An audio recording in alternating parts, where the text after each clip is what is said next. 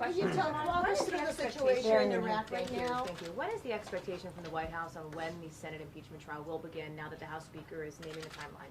Well, we don't really have an expectation because we're just getting information as you are, meaning we heard he's a clear and present danger, it's urgent, we must do it now, and that was about a month ago. And so the strategy, I don't know if she's trying to make it difficult for some of the senators who are also running for president, who knows, if she's just trying to appease a certain left-wing fringe who never seems mollified. There's never enough you can do, short of feeling badly for the Soleimani or wanting to enact Green New Deals and Medicare for all and making nonsense statements on killing all those jobs with Amazon in New York. I mean, you can only mollify those people so much. So I honestly do not pretend to know what Nancy Pelosi's doing. I haven't understood from the beginning why the strategy is what it is, but it's also not our problem. I mean, the trial will start. We're ready for it. You have a defense team in place? We have a defense team in place, and our defense team will go on offense also. This will be our first and best chance to lay out the president's case as well. And the best defense will be a great offense because finally the president will allow to have attorneys present and present witnesses if they so choose, present evidence, challenge witnesses, challenge evidence, which really approximates what most Americans see as jurisprudence in our country as a usual case. So members of Congress will be involved in that defense team, is that correct? Well, the Senate, certainly. The Senate is there. As part of the defense team? Mark Meadows, Jordan, others. No, I'm not going to comment on that. I know White House counsel Pat Cipollone will take the lead. He has two deputies, Mike Papuro and Pat Philbin, who are incredibly experienced and have been at his side for his entire tenure here as well. Jay Sekulow, longtime personal attorney for the president, will also be involved. And Dershowitz, maybe? well, I've read that. We'll see. Can you walk us through the situation right now with the troops? I know the State Department put out a statement saying that we would rather stay there, and that's what they're trying to negotiate. Where is there? In Iraq. And the Parliament voted to get us out of there. So That's a non-binding resolution. First of all, you know that. Yes, but still we've it's made a statement that they don't want the U.S. troops there anymore. So I'm wondering what is it that's being negotiated now? The United States of America is not going to make policy, particularly military policy, based on a statement, quote unquote, respectfully by talking heads or through a non-binding resolution. The president and his top security and intelligence officials just this week at different times has made clear that we're not leaving Iraq. And I think that I would refer you to the State Department's statement that you referenced at the beginning of this for the rest. The president just said the imminent threat was 4 embassies were targeted by Iran. Could you comment that, and what were those 4? I can't comment beyond what the president said. I can't do that. I would just wonder out loud why in the world we're finding like these glamour shot pics of Soleimani and calling him a revered and feared military general. The man's a terrorist who killed over 600 of our fellow American citizens and indiscriminately killed many other people from various different countries and backgrounds and beliefs. So you're not going to find me having much sympathy for Soleimani or running around showing his picture, trying to find the best angle and most handsome shot of him. I mean, what is everybody doing already? Who was this person? And why do we keep talking about it? I can't comment beyond that, as the president has said. And I think I would also refer you to what the Secretary of State has said, Secretary Esper, Ambassador O'Brien, but also most specifically the Vice President of the United States on 4 or 5 shows yesterday, that there is additional intelligence that the White House the administration is not sharing right now. Yes. Will the president be ordering the Army to return Matthew Goldstein's Special Forces tab as he did with Eddie Gallagher's Special Warfare pin? I've not discussed that with him at all. I'm not in a position to comment on that. Yes, ma'am? Kellyanne, Representative Collins has apologized because he stated that Good. Democrats seem to love what happened in Iran. Can you speak to this divide going into this new decade, 2020 politics? Can you speak to the divide that is occurring and how maybe he is turning the corner and saying that we would really rather not be so divided on these issues. You stated that earlier here, that you were kind of surprised on the resolution. So can you just speak to the tone of what we're coming into? Me, sure. I mean, I'm here in front of you routinely trying to make it better. In other words, we share joint custody of the country, and it'd be nice to find a responsible way to co-parent. And so I won't stop doing that. I'll continue to do that even when people are unkind or outright nasty, or running reports that are just flat out false and not apologizing for it, whether it's 2+ years of collusion, whether it's 30 U.S. servicemen and women were killed from the strikes in Iraq. That's false, and it should be retracted. I think people should be punished, frankly. So sure, in terms of, but it's not just tone, it's also content. And I can list you, I mean, having a Democratic Congresswoman yesterday blame the president for the crash of an airline, which itself is just an unspeakable tragedy, all those precious lives lost. And to go for the cheap shot, the unverified, really nasty partisan in tone and content screed is very unfortunate. We had members of Congress earlier this week apologizing to the Iranian people on behalf of America. Can you name them? Yeah, what's her name? Is it AOC or Omar who did that? Someone from the squad that doesn't do squad. I'm pretty sure it was AOC in a tweet. Somebody said, 52% of us believe a different way. And we can't have that. So I'm glad that I'm glad Chairman Collins, Ranking Member Collins apologized for that comment. I know him. I know he didn't mean it that way. So I'm glad he apologized. I've apologized many times. I just don't really hear it a lot in return. But we should do that. But at a time like this, I really think we've got to stand with the flag and the military. I mean, how in the world can we, 8.5 short years after the Senate voted 100-0 on a resolution commending our intelligence officials and our military for taking out Osama bin Laden, now it's a partisan vote? The latest report I saw today, maybe a few Democrats are coming over, but how in the world is that not unanimous? To at least say thank you to the intelligence and military officials who, ladies and gentlemen, are far braver than me. They do their work so I can stand here and you can stand there and we can talk to each other freely.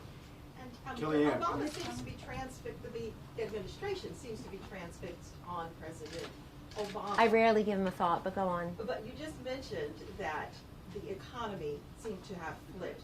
We've heard the president refer to how President Obama addressed war and things of that nature. So foreign policy, those all kinds of things. In terms of tone and content, can we expect the president and this White House to focus on the business at hand for this administration and leave the past behind? Sure, but I can understand why you'd want to leave the past behind. First of all, his vice president's the front runner running for president, you all tell us. I don't know about that, but so we've been told. His vice president's running. The idea that nobody's going to talk about the Obama-Biden record at some level is folly. In fact, you should be doing it. But if you're not, we will. I work here. I've been here from day one. I can list for you all the things that never got accomplished, in fact, never even got tackled. And it is one thing, I was just saying over an official lunch somewhere else, that that is the one thing that always surprises me. How many major issues facing this nation never even got attempted in the past? I didn't mention President Obama. It just never got attempted. Like, can't we just try and fail? Can't we just chip away a little bit instead of looking the other way and ignoring it? And I think that's what typical politicians and the people who work for them generally do, which is just not tackle the big things. Even when you're reelected and you're in your second term, none of this. I mean, I run the drug crisis here on behalf of the president. Thank God the overdose deaths are down.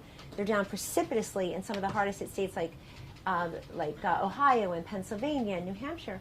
But my goodness, I mean, how did we let fentanyl just explode with nobody ever tackling it, talking about it, reining it in? President Obama was warned about that by Senator Ed Markey. Go read the unbelievably beautifully done piece called The Fentanyl Failure in the Washington Post from last year. So, you know, when you say we're transfixing Obama, no. But if I'm going to talk about the unemployment rate being 3.9% now and that it was 9.3% at this time 8 years ago, okay, I can leave out the president's name, but is it a fact or is it not a fact that it was 9.3? Now we did a little flip and dip. It's 3.9, easy to remember. The fact that other people could have taken out Soleimani, it is President Obama who declared him or his group a terrorist group. And it's this president who took out the terrorists.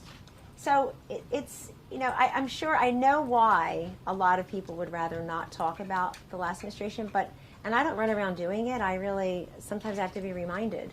But how in the world can we not give context to the country if we had a 100-0 resolution honoring our military and our intelligence officials after Osama bin Laden was killed, and that we have a partisan split now? That is important context, and it goes to the heart of your question. Kellyanne. And I guess your question, the answer to your question also, I can speak here from the White House, but I think that question has to squarely be put on the shoulders of Congress, because it is so hyper-partisan, and we've got to get back to passing things that are, much more bipartisan. Look, they passed USMCA together, and now it's delayed because of the impeachment delay. It's crazy.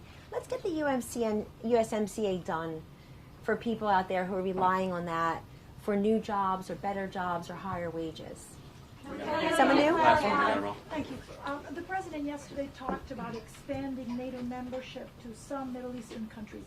What countries is he talking about? Well, he's talked about that in the past, NATO membership. But I think the most important thing to know about the president and NATO is, number one, he's gotten over $500 billion more in dues, he says, because he's pressured them to pay their fair share. I've watched it in front of the cameras. I watched it behind the scenes where he says to the leader of a country, I see here you're paying 2% or 1%. What are you doing? And there's no such thing as NATO dues. It's not a country club.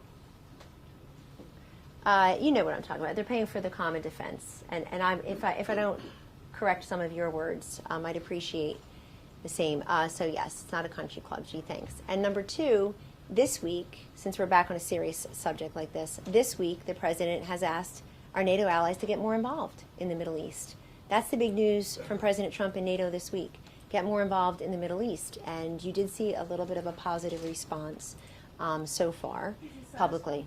Is he satisfied about the Allies' response? Well, we'll be satisfied when we can root out more of these terrorists and just the murder and the terror, the reign of terror that they're having on their own people and people all around the globe. So whoever can help with that, we welcome that, of course, most heartily. One more? Kellyanne.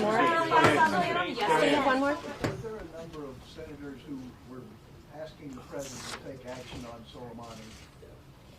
Beforehand? Well, I think for years people have had Soleimani obviously in their sights, meaning watching what they're doing. And I was intrigued by the interview. I was intrigued by lots of interviews, like former Secretary Jay Johnson, who said the president was on solid ground to do this, and obviously the brilliant op-ed written by former Democratic Senator and Vice Presidential nominee for the Democrats, Joe Lieberman.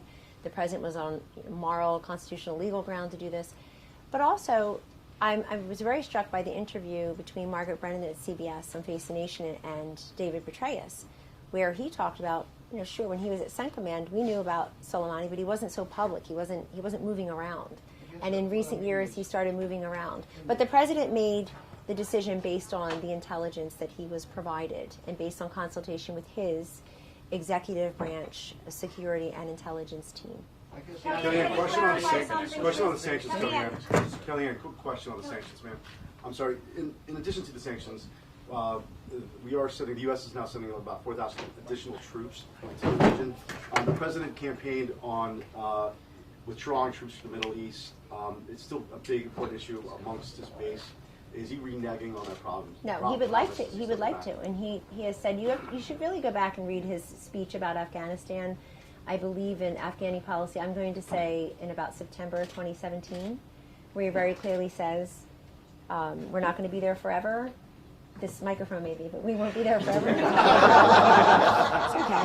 I don't want to be Adam Schiff with a microphone all the time. There we go. Now I'm in my personal capacity. So, but he's not going to just pull out and leave when this kind of activity is occurring.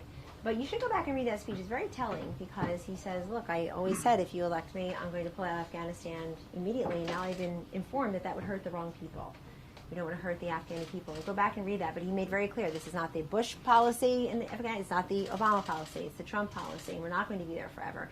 So he's not reneging on a promise because the central promise he made was if you elect me as president and indeed commander-in-chief, I will work every single day to execute on my primary solemn duty, which is to keep us all safe. And he's doing that. And I don't know who, I see that they are. But I honestly, completely nonpartisan, completely not from the White House perspective, I cannot believe as a person who breathes air that we have people questioning the value of no longer having al-Baghdadi, his number 2, and Soleimani walking this earth and planning more terror. Kellyanne, Thank you. don't I wanna wish you all a misquote great weekend. Kellyanne, I don't want to misquote you, but you said something about